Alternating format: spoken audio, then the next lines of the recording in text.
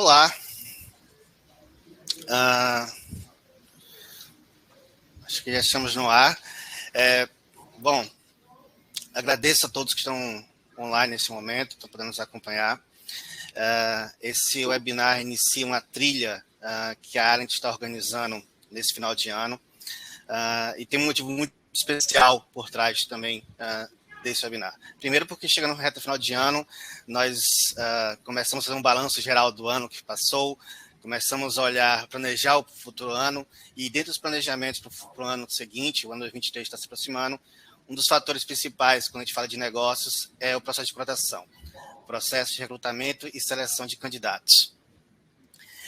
Em vista desse assunto que envolve tantos negócios, desde grandes negócios a pequenos negócios, a Arendt, por atuar nesse segmento, ajudando nossos clientes, sentimos a necessidade de trazer e explorar um pouquinho mais as dificuldades e as possíveis soluções para esse problema, essa situação que é recorrente, faz parte de todo o negócio, e buscar o que pode ser feito em alguns casos. Visando tratar, especialmente, aprofundar um pouquinho melhor, introduzir o assunto do qual nós iremos abordar pela próxima hora, e já me adiantando, todos que estão nos ouvindo, vocês podem clicar aqui no chat, mandar perguntas, nós vamos ao final da nossa live aqui abrir e selecionar algumas dessas perguntas para que os nossos convidados possam responder. E também já me adiantando também, esse link aqui está sendo gravado, tá? E vai ser depois disponibilizado para vocês, para aqueles que se inscreveram, vão receber um link depois pelo YouTube, diretamente para poder assistir essa live posteriormente. Bom, introduzindo então o assunto que vamos falar hoje. O primeiro ponto importante quando a gente fala de processo de contratação é a dificuldade de definir, afinal de contas, quem está por trás de um currículo. Geralmente, quando a gente fala de contratar uma pessoa para ocupar um cargo, em qualquer posição, a preocupação principal é sempre com a questão técnica. Se a pessoa tem competência suficiente para assumir o cargo que ela vai estar se candidatando, essa pessoa tem as condições, experiência prévia para atuar nesse segmento, a experiência para atuar nesse cargo que ela está se propondo, está se candidatando. O grande dilema é que, quando a gente fala de um profissional, a gente não fala só do currículo dele. Há sempre um passado por trás, uma pessoa por trás. E essa pessoa, infelizmente, em alguns casos, carrega também situações que vão numa visão geral. Não existe apenas a pessoa profissional, existe também o indivíduo na sua vida pessoal que envolve outras esferas. E essas esferas, por vezes, acabam afetando também a sua vida profissional. Aliás, nos dias de hoje, especialmente nessa última década, nós temos sentido cada vez mais, com o avanço das redes sociais, justamente a situação de que não existe mais uma barreira muito clara entre a vida profissional de alguém e sua vida pessoal. É muito fácil para nós descobrirmos as preferências, gostos, opiniões pessoais sobre um indivíduo que vão muito além do cargo que ela ocupa. E essa barreira entre vida pessoal e vida profissional acaba se misturando muitas vezes.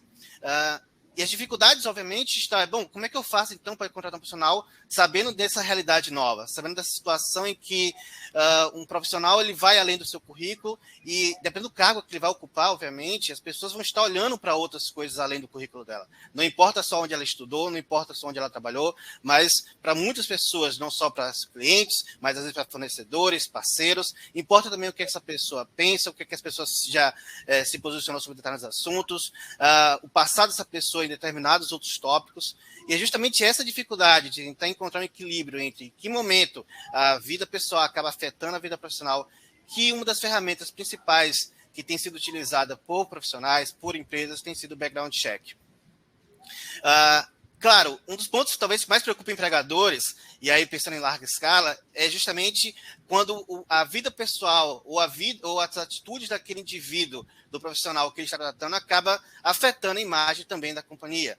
A gente tem vários casos que ocorreram nos últimos anos de profissionais que ou mentiram no seu currículo de algo que fazia parte do processo mais básico de checagem, até situações realmente muito mais graves, com profissionais que tinham passados criminosos ou que já tinham cometido crimes, por exemplo, em antigas empresas, mas que os seus novos empregadores não faziam ideia desse assunto.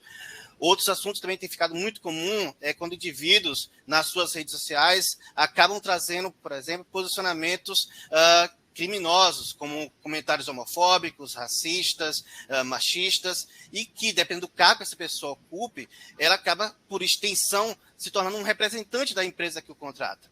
Nós vimos por aí muitos casos em que as pessoas e indivíduos acabavam procurando os empregadores de olha o que o seu profissional está postando nas redes sociais, é esse tipo de pessoa que você contrata, e isso obviamente cria um constrangimento para os empregadores.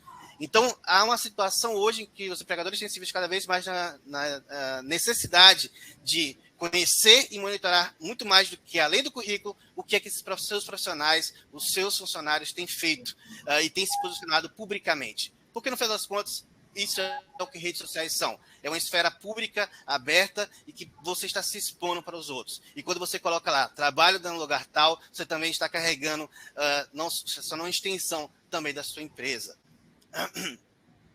E, claro, talvez um dos pontos principais que acaba também carregando nessas situações, quando você encontra um profissional que, por algum motivo desses que eu elenquei, acaba tendo que levar à demissão, é justamente os problemas de contratar uma pessoa que não deveria, para início de conversa, ser contratada. O principal de todos os problemas, obviamente, envolve a questão dos custos. Demitir alguém no Brasil é caro. E não só caro no sentido de custos que tem trabalhistas, mas também porque todo o processo que leva à contratação. Quando você fala de contratar alguém, você fala em treinar esse indivíduo, você fala em os tempos que você gasta, dedicando não só as pessoas, do investimento que é feito nesse indivíduo específico, nesse funcionário que é contratado, mas também toda a máquina que está girando ao redor dele, questões financeiras, trabalhistas, previdenciárias, questões internas, a ideia de ter que iniciar um novo processo seletivo. Então, contratar alguém tem se tornado cada vez mais complicado. E justamente por se tornar cada vez mais complicado, em vista dessa nossa realidade, que é necessário buscar novos meios, novas soluções, e entender, afinal de contas, quais são os riscos que fazem sentido para um empregador monitorar na hora do processo de contratação. Bom, feita essa introdução, vou apresentar aqui, deixa eu apresentar os nossos convidados que vieram para falar desse assunto que estou trazendo, começando pelos nossos convidados externos. Estou aqui com a Cristina e com a Vitória, do Colégio São Paulo. Cristina e Vitória, por favor, fiquem à vontade, podem se apresentar aqui para o nosso público. Bom dia pessoal. Então, é um prazer estar aqui com vocês para compartilhar um pouco da experiência que a gente tem tido, né? Eu e a Vitória, a gente trabalha aqui na St. Paul's School, que é a Escola Britânica de São Paulo, é uma escola de 1.100 alunos, 93 anos de existência, onde a gente tem uma agenda de recrutamento bastante intensa e, obviamente, bastante delicada, né? Quando a gente fala de recrutamento de educadores e recrutamento de pessoas que vão estar em contato direto com crianças de 3 a 18 anos, né? E propagar e serem super influenciadores na formação dessas crianças, acho que a gente fala de um tipo de recrutamento que está num outro nível de cuidado, né? Então, eu trabalho em RH já há 25 anos e trabalhei sempre a vida inteira com recrutamento e seleção, mas eu não tenho dúvida em dizer que dentro da educação, essa provavelmente é a função mais desafiadora que a gente enfrenta, né? Enfim, então, sou a Cristina Verona, sou diretora de RH aqui na St. Paul's, acho que era só para me apresentar para começar, e a Vitória vai falar um pouquinho dela também, trabalha aqui junto comigo em RH. Olá, gente, também estou bem lisonjeada de poder participar nesse webinar com vocês. Então, me chamo Vitória, sou psicóloga por formação, atuo em recrutamento e seleção aqui na St. Paul's, além de cuidar de algumas outras áreas também relacionadas a Employee Experience. Estou aqui na escola, vão fazer 7 meses, então não tenho tanto tempo de experiência como a Cris. Tenho aprendido muito e cada vez mais entendido a complexidade de fazer recrutamento e seleção de pessoas que tenham contato com crianças. Eu diria que é um universo um pouquinho diferente de recrutamento e seleção no geral, ou em ambientes corporativos, por exemplo. Então, estamos aí. Muito obrigada pelo convite, à empresa também. Obrigado pela presença de vocês duas aqui conosco para enriquecer esse debate. Bom, da parte da área, estou aqui com a Jéssica Carvalho. Jéssica, se apresente, por favor, aí para os nossos ouvintes. Olá, pessoal. Eu atuo aqui na Alliant há 3 anos, sempre voltada para análise pessoal, background check pessoal de pessoas, para análise de riscos, verificação de antecedentes, né? Questão de sócio, questão de empregadores, até que a gente se especializou mais no ramo de contratação, especificamente, fazendo essa checagem curricular, analisando o passado do candidato. E é isso. Perfeito, Jéssica.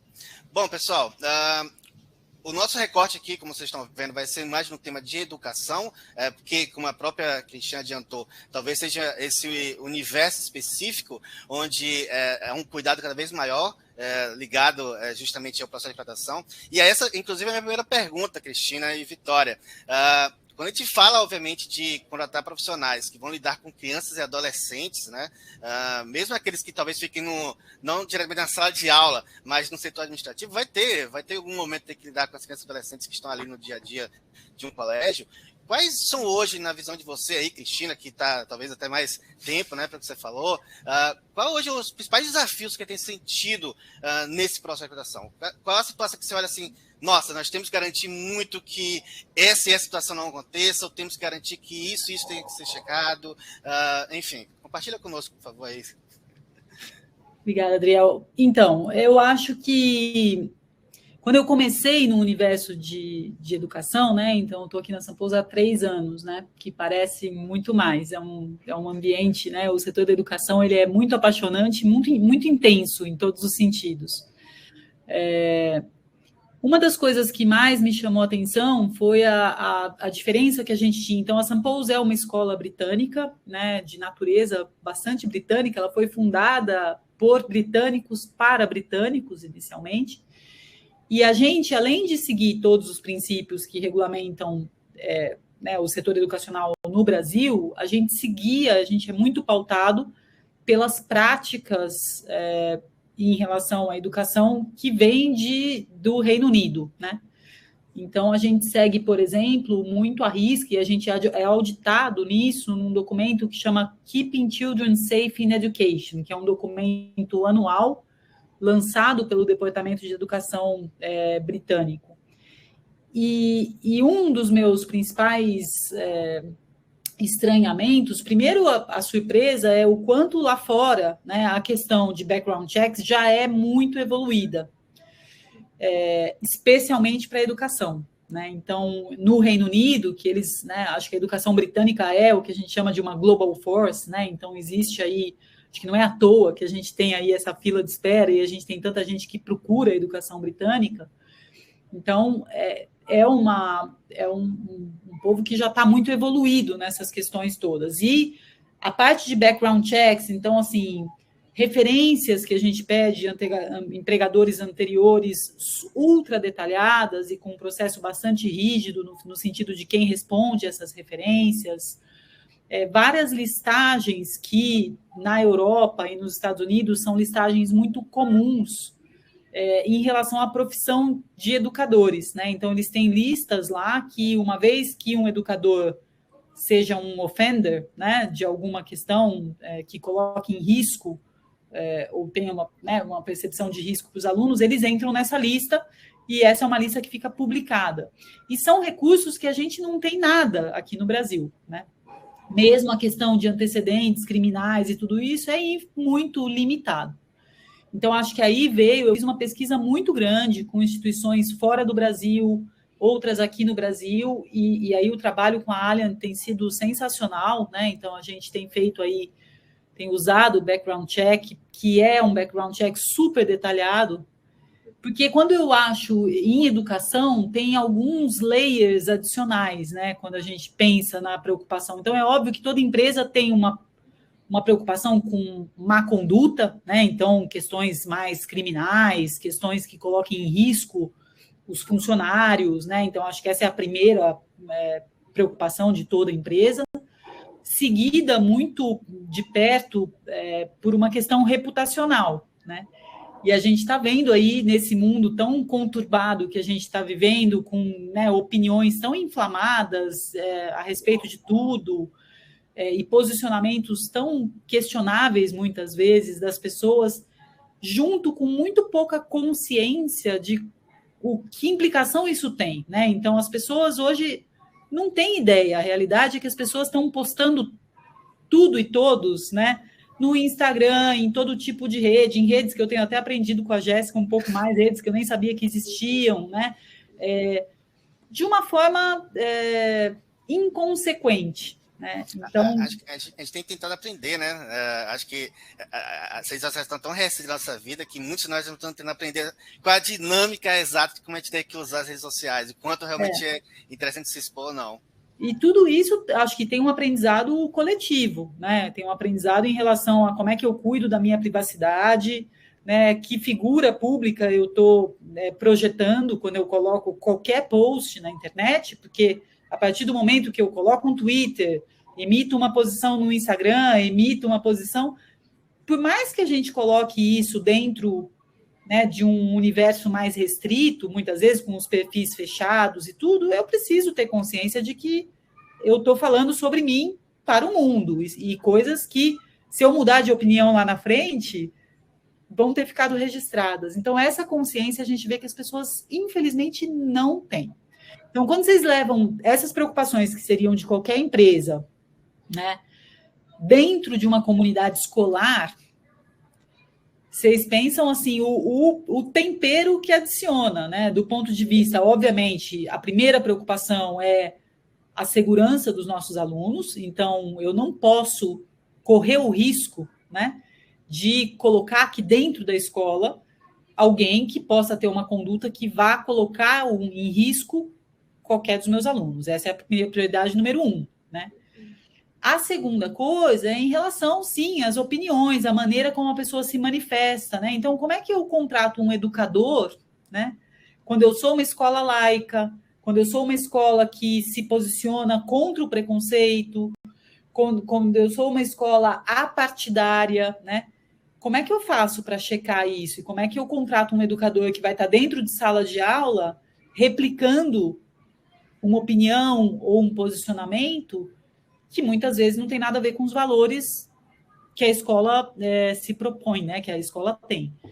Então, eu acho que tem uma questão muito mais delicada, que passa por segurança dos alunos, que passa por reputação da escola e passa por coerência com aquilo que a gente está oferecendo como escola e os valores que a gente tem, e que passa também por uma questão que ela não é menos relevante, que é da própria... é um cuidado com o próprio profissional, né? Então, eu costumo dizer muito, especialmente para os professores, né, para os assistentes de sala e tudo isso, o professor ele se torna uma figura pública, né? Porque ele imediatamente, assim, os nossos alunos, os nossos adolescentes, eles estão cada dia melhores, né? Na hora de dar o Google e de encontrar todo tipo de informação possível e imaginar. Eles são melhores do que a gente, muitas vezes, né? E muitas vezes uma coisa que pode nem ter uma conotação complicada, eu acho que os professores, por exemplo, e essa é uma conversa que a gente tem com muita frequência, né? Pode ser mal utilizada de forma irresponsável por alunos, a gente sabe, né? Então, as fotos, os comentários, tudo é editável e eles se tornam pessoas públicas, né? Para alunos, para pais.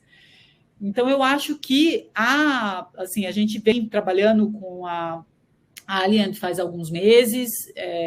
Como eu disse, eu fiz esse processo de fazer um super research com diversos provedores possíveis, e o trabalho que a gente tem feito tem sido sensacional nesse sentido, né? No sentido de ajudar, no sentido de levantar a discussão com quem está aqui, no sentido de colocar isso de uma forma bastante profissional, né? Então é isso. Não sei se a Vitória quer acrescentar alguma coisa, Vi. Não. O que eu queria comentar era justamente relacionado ao movimento que os alunos têm, crianças e adolescentes, desde os menorzinhos até os mais velhos, e o acesso que essas pessoas têm às redes, né, redes sociais no geral. Então, é um combinado, assim, da parte dos alunos de terem muito mais acesso e muito mais expertise na hora de cavucar as redes sociais, né, e a internet de um modo geral, e de um lado, do outro lado, a questão da imagem dos profissionais também. Mas... Então, eu acho que é uma combinação também perigosa, porque junta esse expertise deles com tudo que é de tecnologia, com uma fase de uma curiosidade que a gente sabe que é super presente em crianças e adolescentes, né? Então, eu acho que são, como eu disse, a gente vive aqui uma combinação bastante especial aí do ponto de vista de necessidade de ter um processo de recrutamento mais cuidadoso e mais rigoroso. Eu vou até pedir desculpa que agora a gente está no horário, estou numa escola, né? Então, vocês talvez escutem um pouquinho de barulho aqui, porque é a hora do intervalo, então vocês vão escutar um pouco de barulho das crianças descendo aqui perto, tá? Sem problema.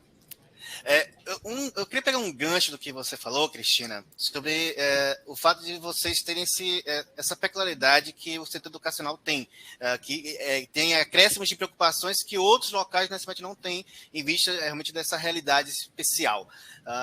Até fazendo um pouquinho de cultura pop aqui, recentemente a Netflix lançou um filme, acho que foi semana passada, sobre um profissional, o enfermeiro da noite, se não me engano, que é o nome no Brasil, sobre um profissional justamente também do setor de saúde, contratado para o hospital, vai lidar com pessoas pacientes, e que essa pessoa, algo até muito mais grave, depois descobriu-se que ele trabalhou em vários hospitais e que ele matou pacientes em vários hospitais. Então, assim, não se checou, os hospitais não se comunicavam entre si. Isso nos Estados Unidos. Então, assim, realmente existem setores que existe uma urgência muito maior, de fato, em checar os profissionais antes de entrar. Porque o ambiente que eles vão trabalhar envolve vidas, envolve pessoas, ou crianças, adolescentes, ou cuidadores, pacientes. E, bom, trazendo a Jéssica para essa conversa aqui, Jéssica, você falou que a Alent hoje lida, então, com background check para contratação especificamente, e eu queria entender, até em vista dessa realidade tão peculiar, no caso específico do setor educacional, né? O que, afinal de contas, é possível mapear e levantar?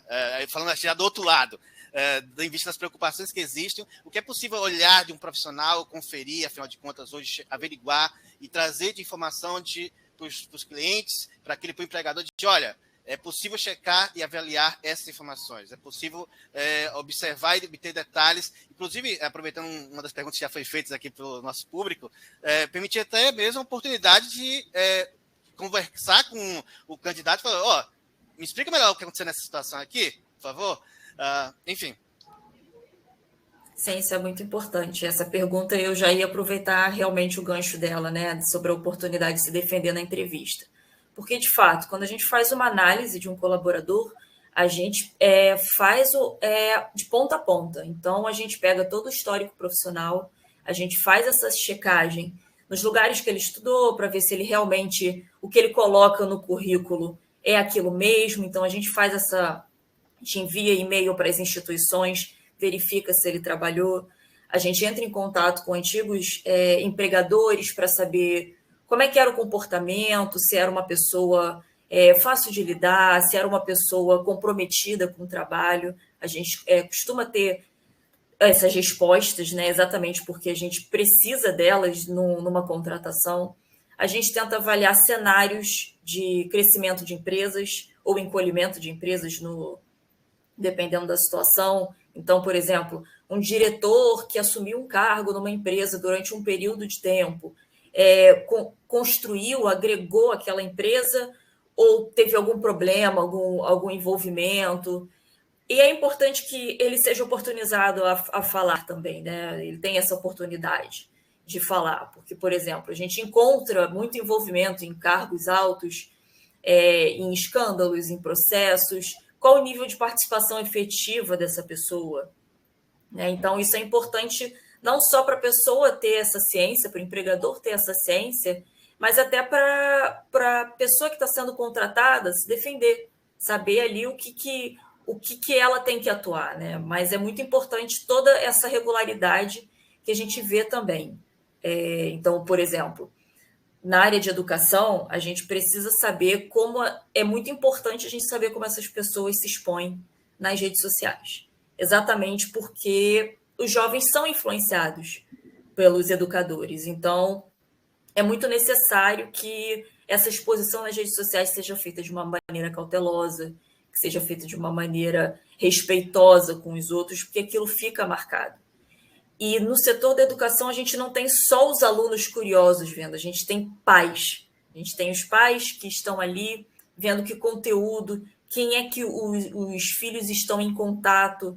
Então, temos até um elemento a mais de uma contratação normal, né? E correndo esse risco tão grave de contato constante, de frequência, de formação de ideias, formações de opiniões, a gente precisa ser muito mais precisa e muito mais incisiva no que a gente está levando em consideração nas análises. Tudo se torna um fator de pressão, tudo se torna um risco muito mais grave, né? Diferente por exemplo, de uma pessoa que tem uma opinião mais acalorada, mas que seja um gerente. As pessoas têm algum nível de ok, essa é a opinião dele, mas ele é um bom profissional, ou ele não está envolvido em nada, não tem processos trabalhistas com questões de assédio ou envolvimentos ou irregularidades na profissão dele. Mas essa avaliação ela é feita de uma maneira completa. A gente realmente pega um candidato e tenta avaliar ele de ponta a ponta. A gente faz essa análise de ponta a ponta de todos os fatores de pressão e riscos que eles possam apresentar, tanto o que passou como no futuro, né? Algum tipo de comportamento. Não tem caráter discriminatório, isso a gente não quer trazer, né? Então, quando a gente fala assim, por exemplo, casos de uma reclamação trabalhista que ele entrou, ou casos de dívidas, eles se tornam apenas os fatores de pressão. Fatores que você precisa avaliar ali que o candidato tem, ok, isso não é um risco necessariamente. Mas saber que ali existe isso. É importante saber essa informação. Ela se torna relevante no momento de contratação. Mas, de forma alguma, a gente quer que isso seja um ponto de discriminação, mas sim um ponto de observância mesmo, né? Tanto que é uma questão também de adequação das próprias empresas verificar ali essas questões de uma forma mais aproximada. Você mencionou um ponto, Jéssica, que eu acho que, inclusive, a gente está percebendo surgindo agora, né? Principalmente nos códigos de ética, uma sessão, geralmente, de instrução para os funcionários de como se portar em redes sociais. Justamente para evitar essas dificuldades de, olha, você agora, no mundo da internet, você não é só você. Você também é as pessoas que te contratam. Porque você bota lá sempre, trabalha no lugar tal. E aí eu queria pegar um gancho do que você falou sobre a questão dos pais, e aí já também trazer aqui novamente a Cristina e a Vitória para a conversa. Há como você passou, Cristina, há de fato já um guia, e pela experiência britânica especialmente, de ser normal fazer background check. No Brasil, há sérias, geralmente quando a gente fala de background check, as pessoas começam a ficar meio assim, como assim? O que exatamente vai ser feito? Especialmente por conta de preocupações, como a Jéssica apontou, de utilizar eventualmente esse levantamento para discriminar, com informações discriminatórias, que a gente sabe, infelizmente, que acontece. Mas um ponto que me chamou a atenção no que a Jéssica falou, e eu queria também ouvir de você aí na realidade de uma escola, você tem notado aí nesses 25 anos de carreira, se tem ocorrido, especialmente nesses últimos 10 anos, uma maior pressão dos pais, ou os pais estarem também fazendo você está checando o profissional tal, está cobrando a existência de uma checagem do profissional que vocês estão contratando? Então, eu acho que essa é uma super... uma questão de mudança de perfil super importante, né? Vocês são mais novinhos do que eu não vou falar a minha idade aqui em pleno webinar, mas, por exemplo, eu me lembro, assim, o nível de... E meus pais eram muito envolvidos na minha educação, assim, muito participativos, mas o nível de envolvimento ou de expectativa de interferência, né, no que a escola fazia ou deixava de fazer, em quem eram os professores, se eram bons, se eram ruins, era alguma coisa que é de uma outra vida que não mais pertence. Então, a gente tem hoje um fenômeno muito Eu sou mãe também, eu tenho um filho de 13 e uma filha de 7, né? Um menino e uma menina, em idades bastante diferentes, então eu participo de muitos grupos de pais também. E tem um fenômeno que a gente chama, que é bem comum, que eles falam do overparenting, né? Então, eu acho que a gente saiu de um modelo em que os pais se envolviam, talvez, de menos, para um modelo em que os pais não... assim, eles têm muito uma participação e um envolvimento e um questionamento super intenso. Então, trabalhar na educação hoje não é para os fracos, assim, é para quem tem bastante, porque o questionamento sobre absolutamente tudo que você faz, ele é imediato, né? E ele vem de um lugar muito pouco racional, né? Eu, como mãe, não sou racional. Os pais, em geral, né? Eu costumo sempre falar, filho é nervo exposto, né? Ninguém é absolutamente normal ou parcial quando você está falando do filho. Então, eu não tenho dúvida de que a pressão dos pais e o nível de envolvimento e de checagem é absurdamente maior quando eu comparo, né? Eu acho que isso nos últimos 10 anos vem se intensificando muitíssimo. Então, é uma vitrine constante. E eu acho que isso, eu me arrisco a dizer que isso aumenta de acordo com, assim, quanto mais elitizada a escola, né? E aí eu falo de uma elite intelectual e financeira, maior essa pressão. Então, eu não tenho dúvida de que a gente vive numa vitrine aqui, né? Imagino. Eu queria só aproveitar, porque eu estou vendo 2 perguntas aqui do Vitor, e eu queria, se tudo bem, claro, posso me arriscar aqui, Vitor, e falar da minha perspectiva, né? Quando se fala, dependendo do que foi encontrado sobre o candidato, se é possível dar oportunidade para ele se defender numa entrevista. Eu acho que o começo da sua pergunta diz tudo, né? Dependendo do que for encontrado sobre o candidato. Eu acho que se tem uma coisa que um background check, né, detalhado, por exemplo, como que a Allianz oferece, ele é bastante desconcertante nesse sentido, porque os casos que são mais sérios, né, onde eventualmente você tem uma conduta criminal ou você descobre uma coisa, né, eu diria assim, dos muitos que a gente fez, não tem nenhum, assim, então o percentual é muito pequeno, né?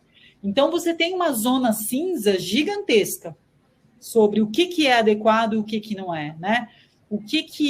Até que ponto eu estou entrando na vida pessoal da pessoa, né? E na privacidade, no direito que ela tem de se colocar da forma como ela quiser na vida pessoal, ou não. Então, esses são dilemas que, na hora que a gente entra num processo como esse, a gente precisa estar preparado para lidar com eles, né? E sabendo que a gente está, de fato, aprendendo. A legislação está aprendendo com isso, porque a legislação não tem clareza sobre isso ainda, né? Então, são limites que ainda não estão traçados de forma muito clara para todo mundo, né? Então, é um processo delicadíssimo, mas eu diria que sim, assim, eu tenho já, né, desde que estou aqui, eu tenho situações em que tinha lá um perfil aberto, de alguns comentários um pouco, né, imaturos, ou você via que a pessoa fez um comentário lá atrás e deixou, provavelmente nem lembrava mais aquele perfil de Facebook aberto, né, de uma coisa que tinha ali um clash, e eu tive uma conversa muito honesta, assim. Então, eu falei com o candidato, falei, olha, a gente faz essa busca, a gente olha tudo que está disponível, né, sobre os candidatos, e eu encontrei isso aqui, queria que você me falasse um pouquinho mais sobre isso.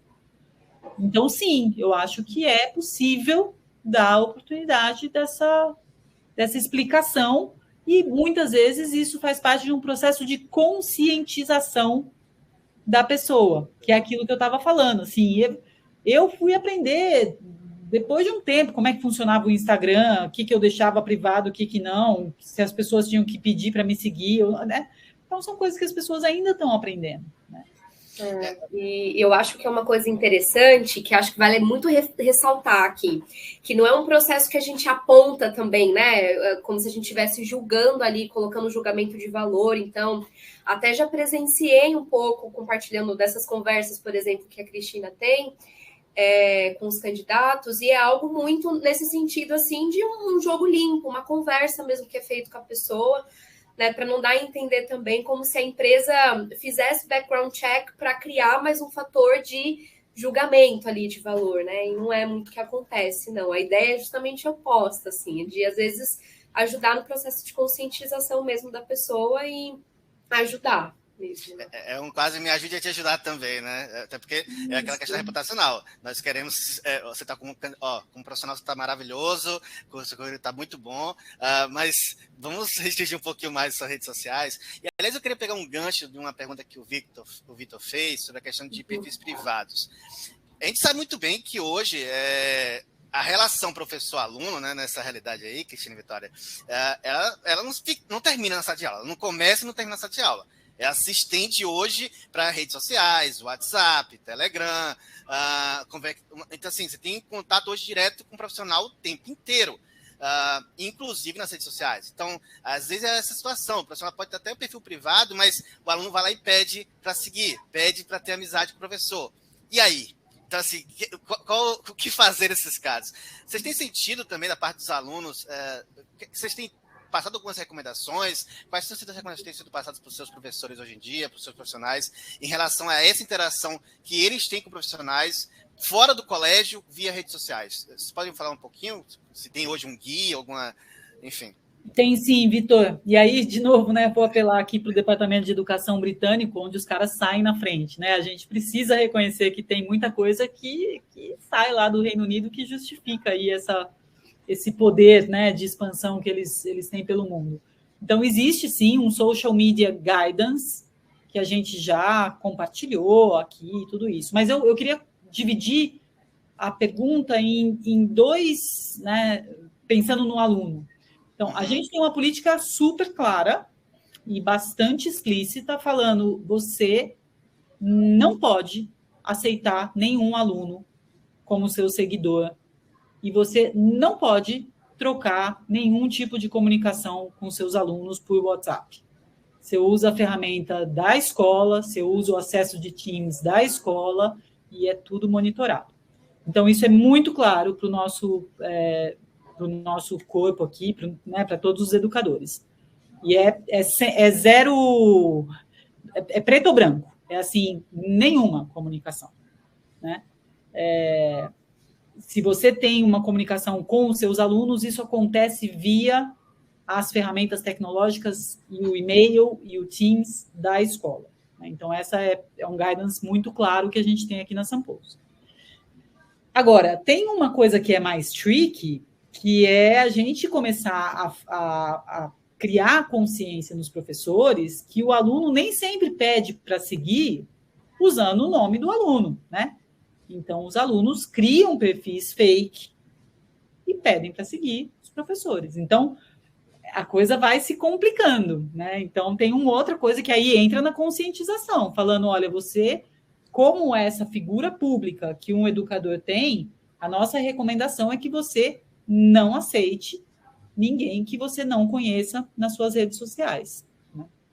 Então, assim, não são conversas fáceis, gente. Não são. A gente lida aqui num território que demanda bastante, assim. Então, eu acho que... Mas é isso. É assim que a gente lida com a questão de perfis privados ou não. Perfeito. Aliás, duas perguntas já falaram sobre isso, então eu queria trazer esse gancho aqui, antes de voltar para a Jéssica também para a conversa, sobre, hoje no processo seletivo de vocês, se há... que momento vocês informam que, olha... Vocês vão passar por um processo de background check, tá? Faz parte do nosso procedimento. Se há hoje essa comunicação em algum momento do procedimento. Desde o application. A gente tem um formulário de application bem descritivo, eu diria que bem detalhado, que já informa do pedido de referências. A gente pede contato das pessoas ali também, fala um pouquinho da política de safeguarding da escola, porque tudo isso que a gente está falando tem base nessa questão do safeguarding, que é um movimento muito forte do Departamento de Educação de UK. Então, tudo está ali no application form justamente para que a pessoa também esteja ciente de que faz parte, é um processo comum e tudo mais. Imagino, até pegando também outro gancho, uma pergunta aqui que foi feita pela Ana Min, sobre a questão de produção legal, né? Também tem a questão de LGPD e tudo mais, que hoje, imagino que também, tanto aí a escola como também aqui na Arendt, nós temos todo um sistema de proteção resguardado para essas informações, e que apenas aqueles que de fato, ou o cliente, algumas pessoas no cliente, né? Nem todo mundo no cliente tem acesso às informações, como também aqui internamente, apenas quem de fato está desenvolvendo o trabalho e de fato alguns representantes de cliente têm acesso a esses dados, além de toda a proteção que tem dessas informações, tá? Bom, Jéssica, trazendo você também novamente aqui para a conversa, uma questão que, obviamente, deve ser muita curiosidade, né? Afinal de contas, o que é que você... não só na Sanspo, porque a gente também atende outros clientes também do setor educacional, mas o que é que você tem identificado aí, pela sua experiência, de que tem sido os problemas mais comuns quando a gente fala de avaliações profissionais no setor da educação? Você poderia compartilhar com a gente aí? Sim. E aí, pegando até o gancho da Cristina, é a questão de comportamento em redes sociais. As pessoas se expõem demais, né? Elas expõem suas opiniões, seu dia a dia, trata ali como se fosse um melhor amigo. E a gente sabe que, né, nem todo mundo ali que tem acesso àquelas informações abertas tem boas intenções. Então, é uma questão realmente não só de saber aprender a lidar com a própria privacidade, com a própria segurança em relação a essa exposição, mas também oferecer essa exposição para os alunos que vão lá e falam, olha, mãe, olha o que o meu professor postou aqui. Então, cria toda uma situação muito embaraçosa, né? Dependendo ali dos seus gostos, das suas inclinações, sabe que cria rusgas em relação a isso, né? E até vou pegar também um gancho aqui de uma pergunta em relação a diversos locais do mundo, né?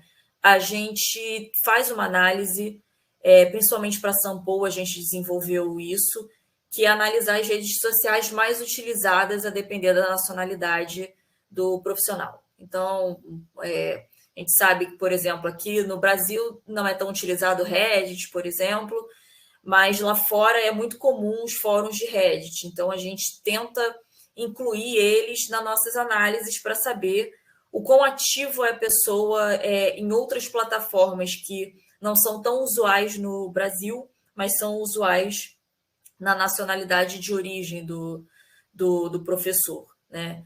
Do avaliado. Então, a gente vai ampliando, a gente vai aprendendo novas redes sociais também em conjunto, a gente vai pesquisando, é um trabalho contínuo de ampliar realmente todo esse conhecimento, todas essas informações que as próprias pessoas dão sobre elas mesmas, né?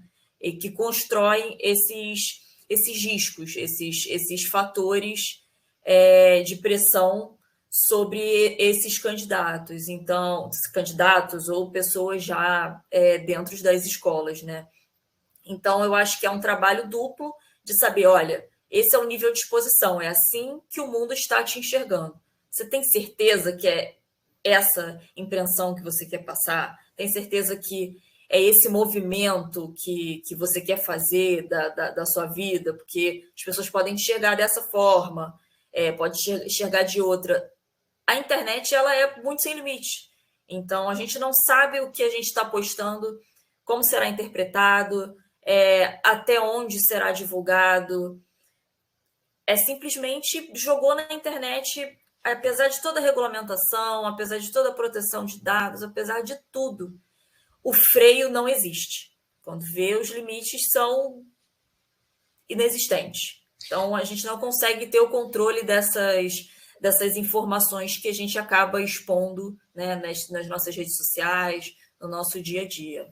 Pegando esse gancho, Jéssica, e aí até pela sua experiência, né, de essa capacidade de levantar informações sobre a vida de alguém, o que você poderia passar hoje de dicas profissionais de, bom, o que eu poderia fazer para evitar, então, uma exposição indevida da minha vida? Tentar, novamente, separar minha vida profissional da minha vida pessoal. Quais dicas você poderia passar, especialmente nas redes sociais, né, que talvez seja o ponto principal aqui da nossa discussão, quais dicas você passaria hoje para os profissionais nesse sentido? Eu acho que é moderação no discurso. Moderação no discurso, evitar inflamações, porque a gente sabe, todos nós temos sentimentos, né? Então, ficamos com raiva, concordamos, discordamos de certos posicionamentos, de certas atitudes, mas a gente precisa de muita moderação no que a gente está expondo. As redes sociais, elas são dessa forma, né? Como eu mencionei. Então, tentar se manter o mais reservado possível. Eu diria isso. Se quiser abrir um debate, expor uma opinião, que isso seja feita de uma forma muito moderada, uma forma muito educada, muito cautelosa, aberta ao diálogo mesmo, né? Eu acho que é o que faltou muito, o que falta muito hoje em dia é exatamente essa abertura ao diálogo, essa abertura aos pontos de vista. Olha, minha opinião é essa, e eu tenho isso que baseiam essa ideia, e estou aberto. Isso sempre de uma forma educada, sempre de uma forma informativa, ou a forma mais tranquila possível, para não haver esse arrependimento, para não criar conflitos desnecessários, para não criar uma visão assim tão negativa que as pessoas tenham sobre você, suas ideias, suas opiniões, seus ideais. Manter o privado, né? Manter o que é de casa, dentro de casa. Intimidade é uma coisa que precisa ser resguardada ao máximo também.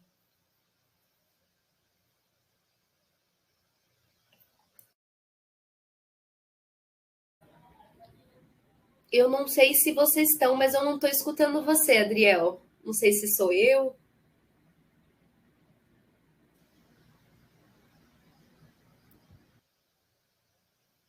Adriel, acho que falhou.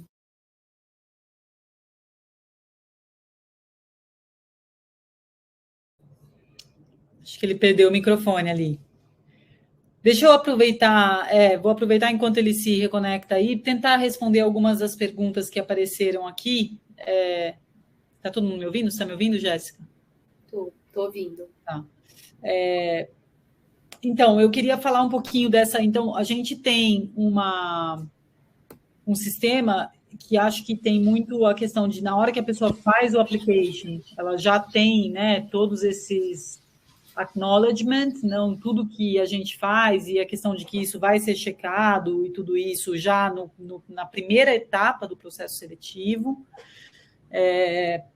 A Rayane está me perguntando se gera muitas desistências. Eu não consigo dizer, não sei quantas pessoas tentam fazer o application e desistem por conta dessa informação. Então, não consigo te dar essa resposta.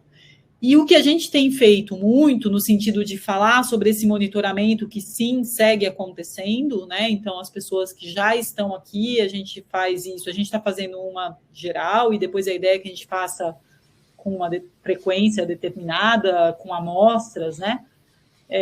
E a gente tem divulgado bastante coisa nesse sentido, né? Desse social media, então um pouco de orientação de mídia social, um pouco de aumentar essa conscientização. É quase o trabalho que eu faço com meu filho de 13 anos, que eu estou tentando explicar para ele da responsabilidade e do risco, né? Cada vez que você se coloca num grupo de WhatsApp, né, você está deixando aquela sua fala, né, de uma maneira que ela pode ficar registrada e pode vazar para lugares que você não tem controle. Então, tudo que você fala, as fotografias que você coloca, a maneira como você se posiciona. Então, acho que essa consciência é uma coisa super importante da gente criar dentro dos colaboradores de uma escola, como a gente já falou bastante, né? Principalmente, mas acho que de qualquer lugar, né? Para as pessoas, quando o Adriel começou falando que já não tem mais essa fronteira do profissional e do pessoal, porque é isso, a gente está colocando aí as nossas opiniões, as nossas fotografias, né? A gente está colocando o nosso perfil para o mundo ver. Só que as pessoas não têm consciência disso, né? As pessoas ainda não aprenderam a usar essa exposição e pensar nas implicações dessa exposição. Então, acho que é um trabalho contínuo, de conscientização mesmo, que a gente ainda tem muito que aprender. E quando os funcionários, quando as pessoas começam a trabalhar com a gente, todas elas passam por um treinamento de safeguarding também. E esse treinamento, ele dá algumas diretrizes de comunicação entre colaborador e aluno, principalmente quando acontece algum incidente ou quando coisas da rotina, do dia a dia, qual a conduta que deve ser tomada e tudo mais. A gente tem também alguma plataforma para fazer certas notificações de alguns incidentes, algumas coisas que estejam acontecendo na escola com relação aos alunos. Então, a gente tenta proteger de todas as formas ali que as pessoas elas estejam na mesma página de como é que elas se relacionam, como é que elas fazem contato com esses alunos nos diversos contextos, assim, eu diria. Um ponto que todo mundo está me ouvindo de novamente, né? Tem um problema técnico aqui, mas um ponto que eu ia trazer, deu para ouvir, tá? Enquanto parece que deu problema só para mim aqui, deu para ouvir tudo que você estava falando. Um ponto que eu ia trazer, eu acho que é importante, é quando a gente fala de contratação, muita gente está falando de quase um segurança na porta do prédio, né? Então o cara vai checar você, vistoriar, tudo ok, pode entrar. O problema é o profissional que já entrou. E aí, o que eu faço com aquele profissional que já está dentro de casa, já está no dia a dia? Um ponto que vocês trouxeram sobre esses treinamentos, esse processo de conscientização. E aí eu também trazer um pouquinho, Jéssica, para essa conversa. Existe hoje, ou existe atuação também, monitorar o profissional que já está também na companhia, até mesmo em vista da instrução e código de ética que é passado para o profissional de, olha, não pode fazer isso. Se você fizer isso, você pode ter uma advertência ou pode ser até mesmo ser demitido. Existe hoje um processo de monitoramento dos profissionais, Jéssica? Sim, existe sim. Esse processo de monitoramento é muito importante ser realizado de tempos em tempos, porque profissionais mudam. Eles mudam em relação ao interesse da própria empresa, eles mudam os seus comportamentos, tem inúmeros fatores que podem fazer um profissional mudar de comportamento, né? Em geral mesmo. Então, é sempre importante ver, né, se o que alterou naquele comportamento do profissional. No ambiente de trabalho, ele pode mostrar desinteresse, ele pode mostrar desengajamento, e é muito importante a gente entender por que isso acontece, né? E muitas vezes a gente consegue mapear isso nas redes sociais, exatamente por toda a questão da exposição mesmo. Ou a gente consegue ver também questões mais incisivas, como respondendo um processo, tendo alguma dívida pendente que a gente sabe que mexe, né, com o emocional das pessoas, cria preocupações. Então, o monitoramento é importante, sim. É sempre aconselhável fazer esse acompanhamento. A gente sabe que o nível de manter um profissional engajado para o desengajamento é um passo. Então, esse monitoramento é importante até para entender que pontos são esses, né? Possui ali um fit cultural com a empresa, se adequou ao cargo, não se adequou, o que está acontecendo? Então, o monitoramento, ele ajuda a reter o profissional, ele ajuda a entender se precisa ser revisto algum comportamento da empresa e se vale a pena também, né, continuar com aquele profissional. Então, é um termômetro muito bom para saber se esse relacionamento entre o profissional e a empresa continua funcionando, se não, vamos resolver isso, como resolvemos. É importante para detectar esse tipo de situação e diminuir a própria questão dos custos da demissão, né? Que, como se apresentou ali no início, costumam ser muito altos. Então, garantir não só a assertividade da contratação, mas manter aquele colaborador com vínculo de princípios com a empresa, né? Alinhado sempre com o que é esperado dele, assim como o que ele espera também da empresa. Perfeito. Bom, a gente está aqui nos minutos finais. Vocês têm alguma pergunta aqui no chat que vocês gostariam de responder, pessoal? Tem algumas questões aqui, vamos aos minutos finais para, se tiver alguma pergunta que vocês gostariam de tocar aqui ou explorar melhor, vou deixar aberto aqui para vocês selecionarem. Fique à vontade. Perguntaram se é realizado da mesma forma após a contratação, monitoramento. De que forma a cultura é inserida nos colaboradores? É uma pergunta do Roberto. Pois, além dos professores, tem outros profissionais nas escolas que podem interagir com os alunos, pais. E aí, Cristina Vitória, é uma pergunta Para você. Mais para você. Assim, a gente pode até falar, tá, Cristiane?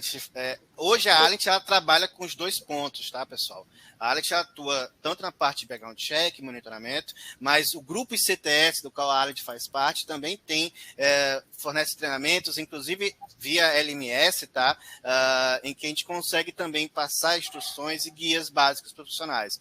Tanto treinamentos de questões mais graves, como assédio sexual, moral, questões de código de ética, como também treinamentos customizados que podem atender eventualmente, inclusive, como lidar em redes sociais, né? A gente pode também customizar nesse sentido. Mas é bom ouvir aí na prática o que a Sanspol também tem feito nesse processo de conscientização, né? Então, assim, dos profissionais.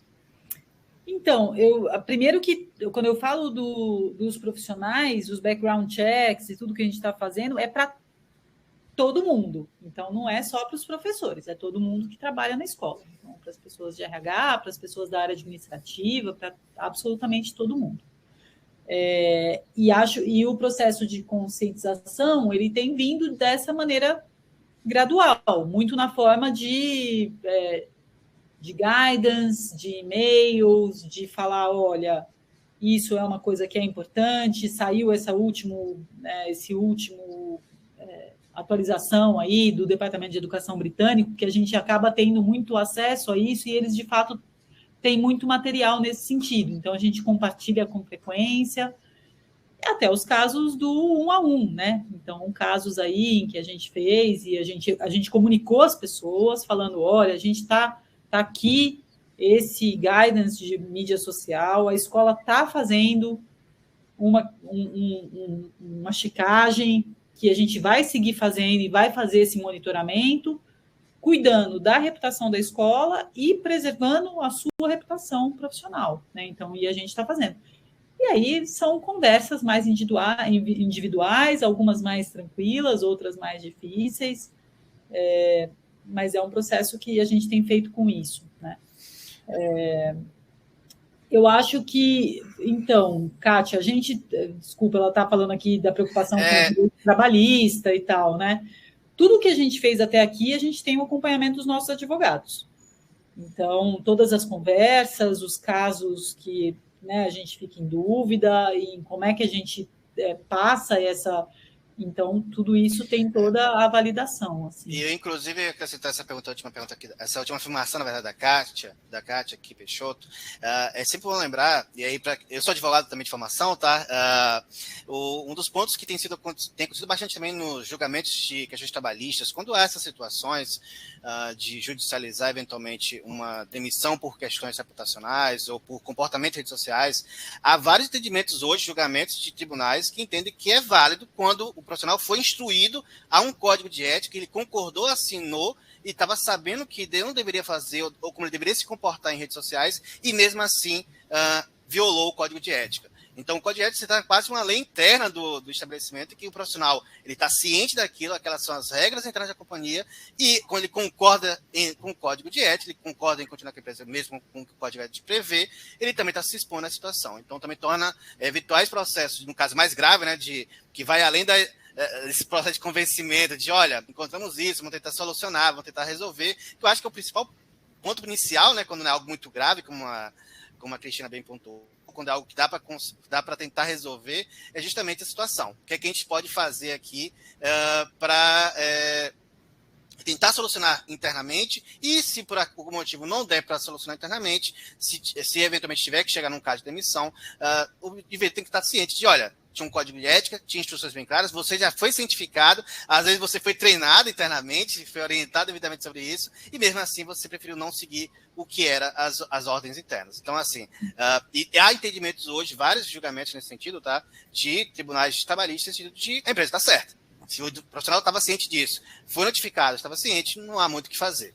Sim, e essas informações são públicas, né? Elas são colocadas ali disponíveis. Então, não existe um nível de vigilância, né, que invada a esfera privada. Então, são informações públicas disponíveis, acessíveis para qualquer pessoa.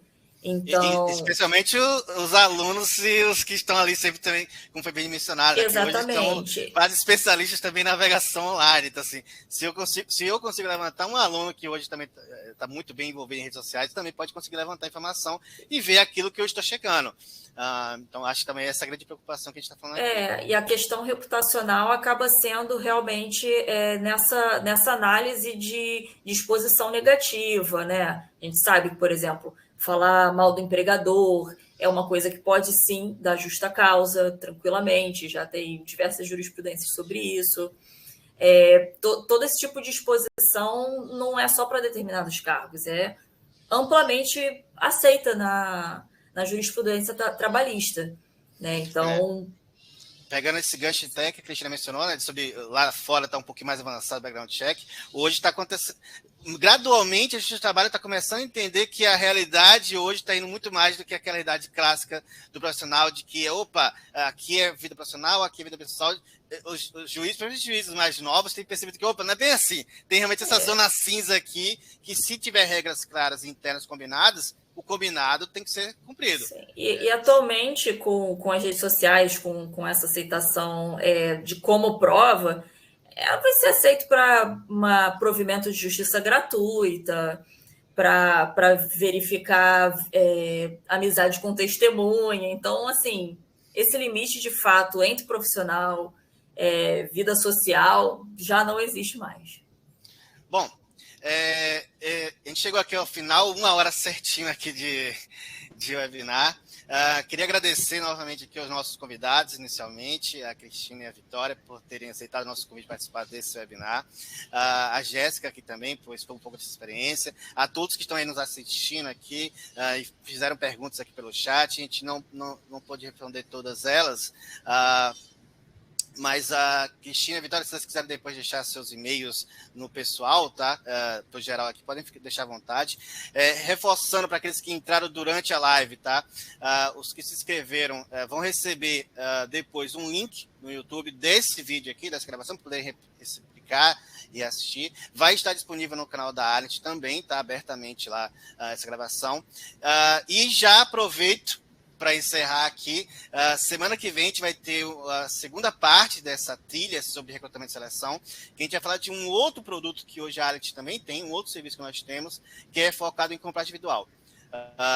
Vai estar presente também cliente nosso, e já dando um adiantamento aqui, é muito interessante, porque quando a gente fala de background check, a gente está falando muito de monitorar o passado do indivíduo e monitorar o presente do indivíduo. Quando a gente fala de compra individual, a gente está falando de algo um pouquinho mais profundo, que quais são os valores que guiam as ações desse indivíduo. Então, assim, vai ser um debate bem interessante, com participação interna nossa aqui, e também com clientes nossos que vão participar, tá? Já deixo o convite aqui para vocês. Bom, pessoal, eu vou compartilhar aqui também um artigo que a gente escreveu exatamente sobre esse tema proposto, né, sobre as redes sociais, mídias e os perigos nas relações entre os professores e alunos. Acho que vocês já estão conseguindo ver aqui, né? Acho que sim, acho que você já mandou. Sim, você já apareceu aí. Quem quiser ler esse artigo, está disponível no site da Alent, está disponível. Também. E é isso, pessoal. Agradeço pela participação novamente, tá? Agradeço aí, Cristina e Vitória. E tenham um bom resto de semana aí para vocês. Obrigado, pessoal. Tchau, pessoal.